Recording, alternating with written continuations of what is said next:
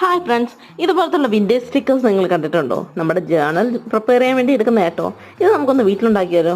അതിന് ഇങ്ങനത്തെ ഒരു ബോട്ടിൽ മാത്രം മതി. ഈ ഒരു ബോട്ടിലിൽ അവർ ഇഷ്ടംപോലെ പൂക്കൾ വെച്ചിട്ടുണ്ട്. നമുക്കിത് വെച്ചൊരു വിൻറ്റേജ് സ്റ്റിക്കേഴ്സ് ഉണ്ടാക്കിയാലോ? അപ്പോൾ കമോൺ, നമ്മൾ ഇതിനെല്ലാം ഒന്ന് വെട്ടിയെടുത്തിട്ടുണ്ട് കേട്ടോ. ഇച്ചിരി മെനക്കെട്ട പരിപാടിയാണ്. കുത്തിയിരുന്നാലേ കറക്റ്റായിട്ട് നമുക്ക് ഈ പൂക്കളൊക്കെ കിട്ടത്തുള്ളൂ.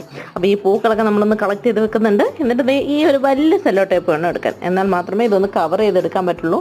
ഇതിൻ്റെ കൂടെ ഇച്ചിരി കൂടെ വലുതാണെങ്കിൽ അത്രയും സന്തോഷം.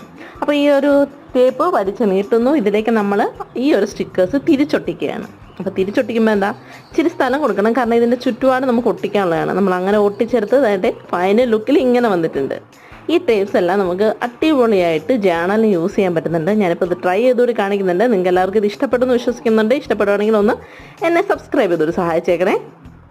അപ്പോൾ ഇതിൻ്റെ ഒരു ഡീറ്റെയിൽ വീഡിയോ വേണമെങ്കിൽ എൻ്റെ ചാനലിൽ ഉണ്ടാവും, ഒന്ന് കണ്ടേക്കണേ. അപ്പോൾ ഓക്കെ, ബൈ.